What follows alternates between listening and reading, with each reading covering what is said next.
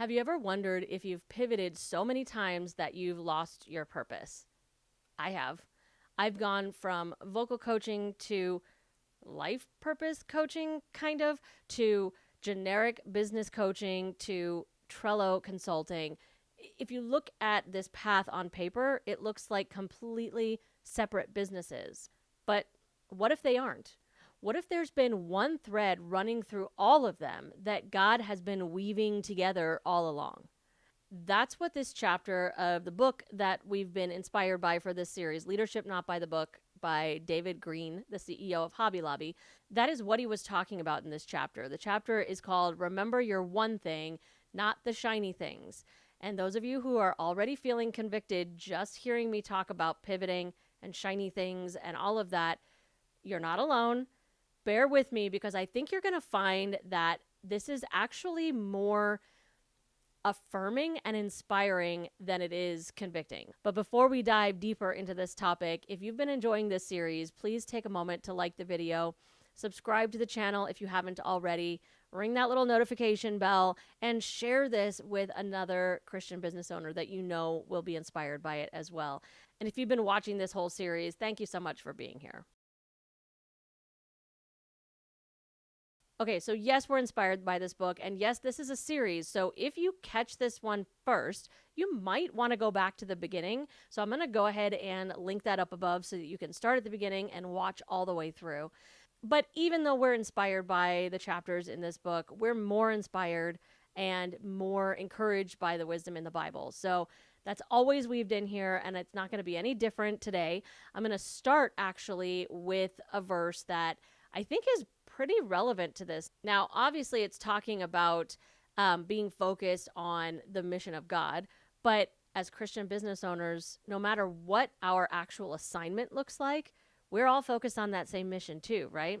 So we're going to hear this straight from one of the most well-known biblical figures, and that is Paul. We're going to be looking at Philippians 3, verses 12 through 14, and I'm in the NLT version if you want to follow along. It says, I don't mean to say that I have already achieved these things or that I have already reached perfection, but I press on to possess that perfection for which Christ Jesus first possessed me. No, dear brothers and sisters, I have not achieved it, but I focus on this one thing, forgetting the past and looking forward to what lies ahead. I press on to reach the end of the race and receive the heavenly prize for which God, through Christ Jesus, is calling us. And I think this is more important than I realized, this verse in relation to being a business owner, especially being a solo business owner, because here's the reality. Our purpose, our calling, our assignment, whatever term you want to use to describe your business and what you actually do, the reality is that is always so much bigger than whatever our business is. Businesses change. The tools change, the industries change, but what doesn't change is the God-given gifting and mission that you have. So I mentioned a minute ago, and we're going to go back to it because I just think it's way too important not to, this idea of shiny object syndrome or squirrel syndrome, right? David Green talks about, how important it is to remember what your one thing is. And we'll get into like the specifics of that a little more, especially with what he was talking about and how it applies to us, I think.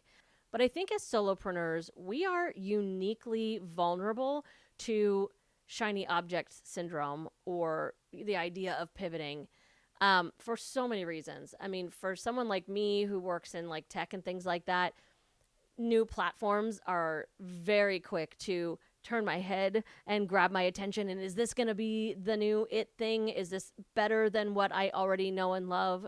And I think even beyond all of that, the idea of a new business, a pivot, a new direction, it's exciting. But more than that, I think the trap that we fall into, and I really hate to admit this because it's probably going to shatter some level of self-awareness that you've been avoiding, because it certainly did for me. Pivoting feels productive, but is it? And I think that's a question that we don't ask ourselves often enough when we make decisions to pivot and make changes. I'm not saying pivoting is always wrong or bad. It's certainly not. There are definitely times when we're headed in the wrong direction and we need to change course. Absolutely. But, and I think this is why it's so problematic for solopreneurs, because when you have a team, you have discussions about things and you have to come to a group consensus before making changes, right? So you don't tend to pivot as often because everyone's not going to have the same opinion and they're going to voice the opposite of what you're thinking, and it might change your direction. But when it's just you and you're feeling, especially, at least this is from my personal experience, when I'm feeling like this isn't working, and a lot of times it's my impatience, if I'm honest. It's not necessarily that I'm doing the wrong thing and I need to pivot. It's more that it's not happening fast enough for me. And I think, okay, well, if I pivot and do something different, that's something new to talk about. That's something new to launch. That's something new to focus on, rather than focusing on the patience that maybe I just need to have in this season while God does his part in the plan that we've made, right? And that's the hard part because, you know, as a business owner, as a solopreneur, I'm a self-starter. I'm very ambitious. I'm very driven. I don't like to wait. And I'm guessing you're probably similar in that. And so if things aren't going as expected within my timetable, I assume, oh, I did the wrong thing. I'm going to do something different. And I'll feel better for a while because I'm making progress, right? I'm moving in a certain direction rather than sitting and being still and waiting. And like I said, that's not always the wrong decision, but I think we too often make the decision for the wrong reason. And I'm learning this new perspective on this from this concept of focusing on the one thing, right? Now, I've read, there's a book, and I should have looked this up before, but I wasn't really sure if I was going to talk about it. There is a book called The One Thing. I want to say it's by Gary somebody. Fact check me in the comments if you know the book I'm talking about. I read that book. I read it in like a group setting. It didn't really speak to me. And I don't know if it's because I wasn't in the right headspace, or maybe because that book was talking about the one thing in a productivity way. And David is talking about the one thing from a mission standpoint, from a purpose standpoint. So I would equate it more to the idea of finding your niche, right? It's different than that because your niche, I think, can change. And I'll explain all of this. I know this is a little bit abstract right now, but that's partly because I'm still processing all of it. But where it's going for me and where God is kind of connecting the dots for me is that, you know, we tend to build our identity a little bit backwards. We tend to build our identity based on what we do, right? So I would say I'm a vocal coach, or I would say I'm a Trello consultant, or I'm a YouTube creator, or whatever. And all of those things might be true. But the reality is that who I am isn't really changing. If I step back and I look at the through line, that thread that I was talking about at the beginning, that exists in all of those different areas that I went through, and I, ran through them at the beginning, there is an obvious through line there in some fashion, and it's teaching. But that feels a little too broad for me. I don't know that it's the exact right thing. Maybe it's the who I am. So David was talking about how what he discovered, what he learned is that he is a merchant. So for him, his one thing is buying and selling merchandise. And he learned that when he was younger and he was working at, I think it's called TG&Y. If I remember correctly, that's the store that had like it was like that heart tag on all the toys. I don't know if I'm making that up, but I think that's what I'm picturing in my mind. Anyways, he was like working at retail in those stores. And one of the things that he discovered about himself that he loved doing was, helping them to know which products to buy, where to put them so that they would sell the best and all those things. The idea of being a merchant was his through line. And while when he went off on his own, he didn't sell the same kind of stuff that he did then. It was just the same identity for him translated into a different assignment. Does that make sense? That's kind of how it's translating for me. So I can see myself as teacher in that regard, but I'm still figuring out like what is the overarching assignment that I've been following. And for me, a thing that comes to mind a lot is that I tend to take things that feel complicated and I'm able to explain them in a way that simplifies it for other people. And so, that's something that I've leaned into, especially in the tech space in business, because that is a complicated thing for a lot of people. And I tend to try to simplify it so that it makes it really straightforward and demystifies it for them. And so, yes, I see all of that as a through line. I'm not sure that that's my one thing, but maybe it is. And that my assignment is just going to keep changing over the years and in different seasons of my life and my business. I'm not sure if that's the full answer yet, but it's certainly feeling really authentic to me. So I'm going to keep pursuing that direction. But there are some things he talked about. This is kind of an interesting chapter for me, actually. The tone and the voice of the chapter felt different. It almost felt like somebody else wrote it. I don't know.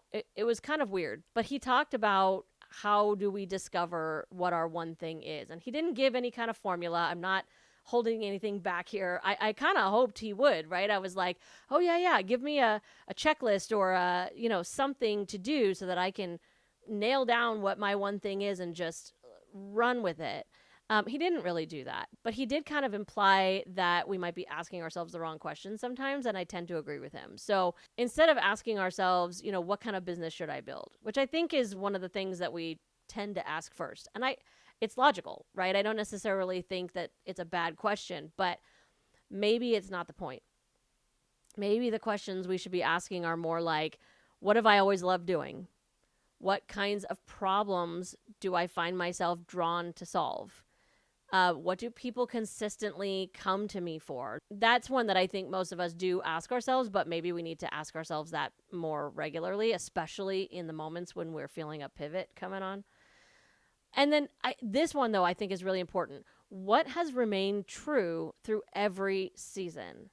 And this is where I think the true secret sauce of finding that one thing is. Because if you're like me, looking back at all of the twists and turns and pivots in your journey as a solopreneur can seem pointless or overwhelming because maybe there have been a lot of them. But start looking for commonalities.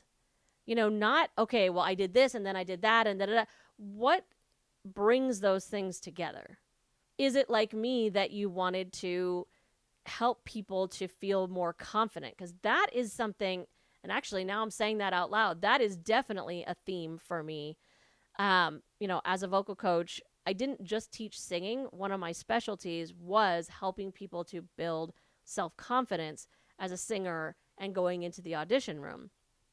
And when I think about what even just my attempts at different types of business coaching and whatnot along the way, that continues to keep coming up. That idea of helping people to find something within themselves that they don't think is there. And there's so much there that it feels really hard to narrow it down. And I'm definitely not going to get to the answer of it by the end of this episode because I don't know what it is yet.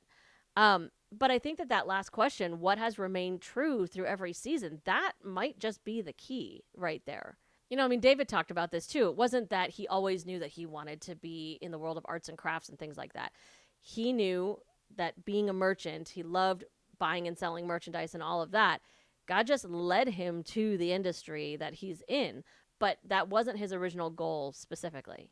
So the strategy here is less about figuring out what should I be doing and more about figuring out who I am, and realistically, we've talked about all these different identities, and when we do it backwards and we identify ourselves by the thing that we do, but like I said before, those are our assignments, not our identity.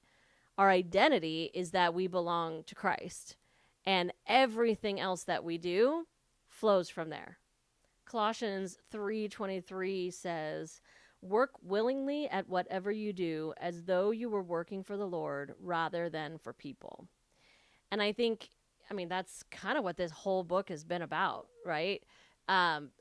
It's recognizing that the what of what we're doing might change. In fact, it probably will. But who we're working for doesn't. Doesn't matter who our current audience is, who our current target demographic is. We are always working for an audience of one, and that never changes no matter what industry or what assignment we're working in. There's this quote I want to read directly from the book because he touches on something that, he's touching on it before it even really became as big as it is right in this moment. But I think that there's this pressure on us in the culture of business these days that I don't think we need to weight ourselves under. So what he said was, "We are not here to create trends. We never create a trend, ever. We observe what customers want and we give it to them. We do not try to convince them to buy something new that we think is wonderful."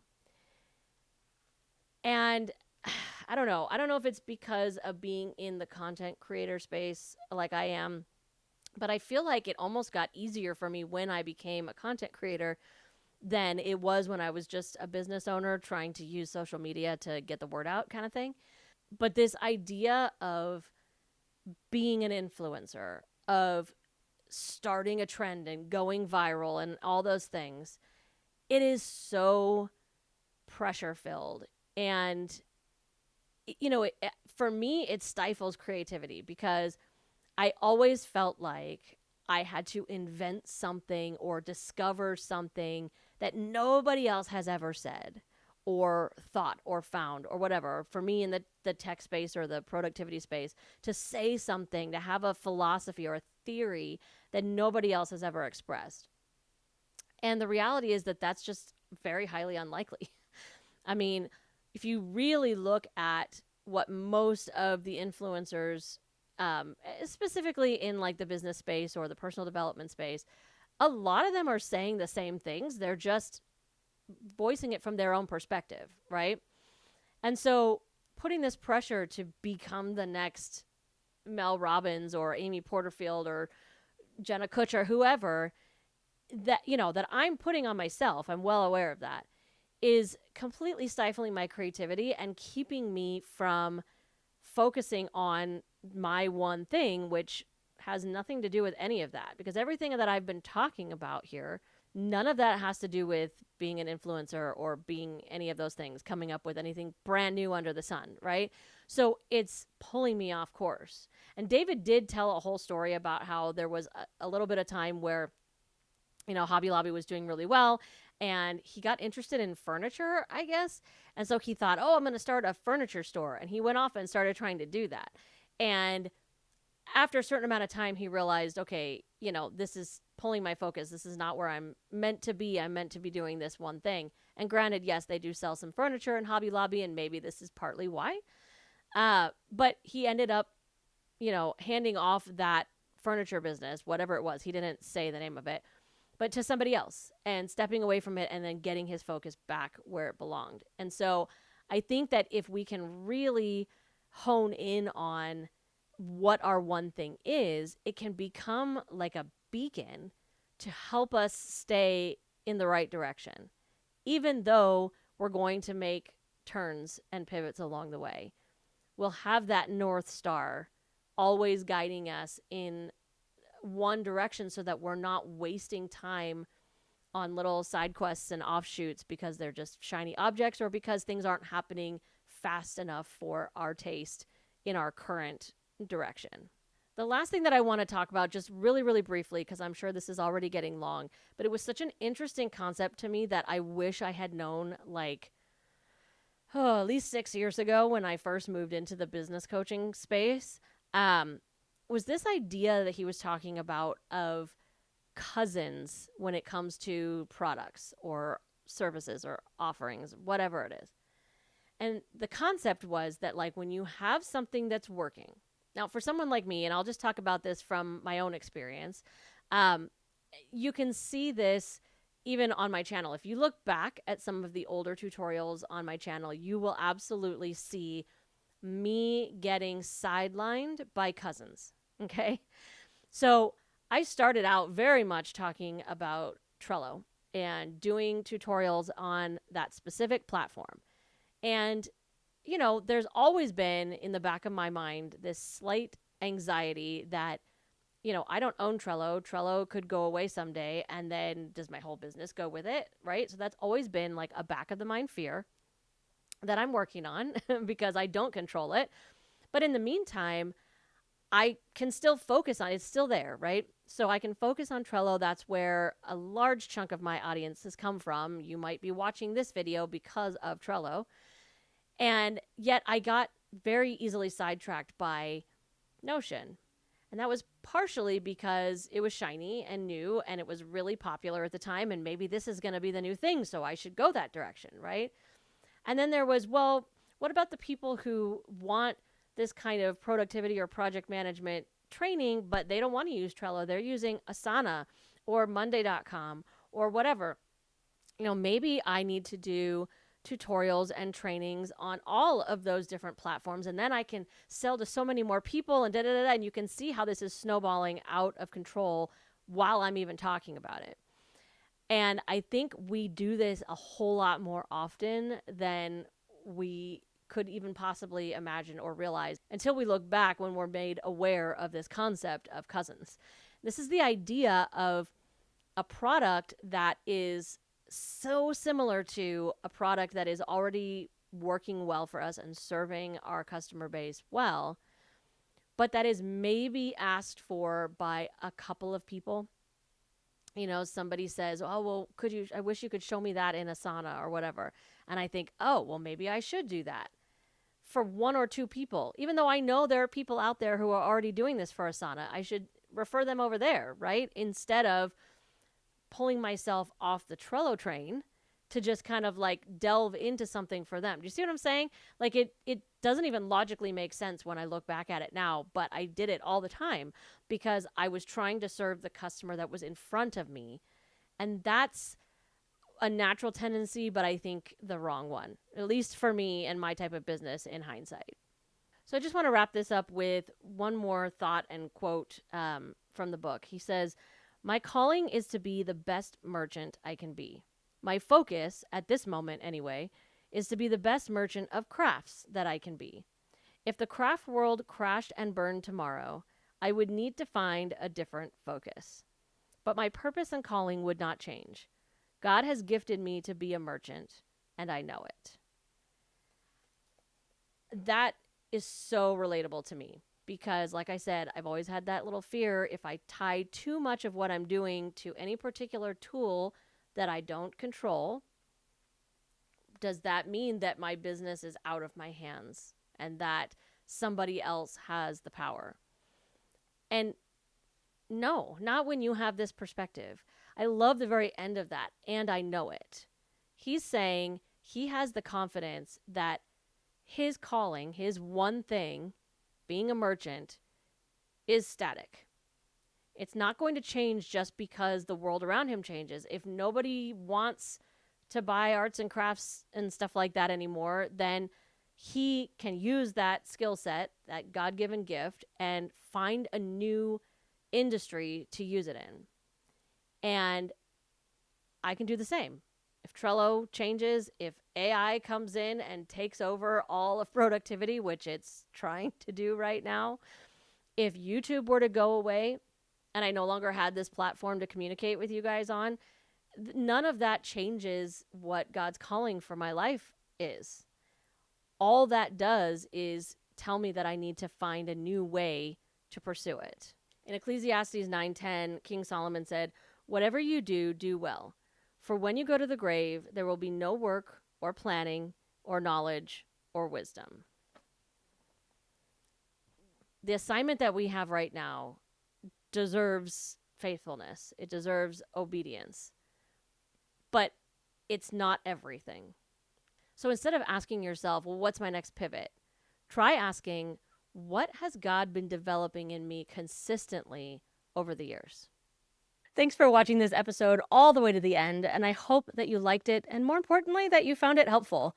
If you did, make sure to like the video, subscribe to the channel, and share this video with another Christian business owner that you know is going to love it as much as you did. God bless you.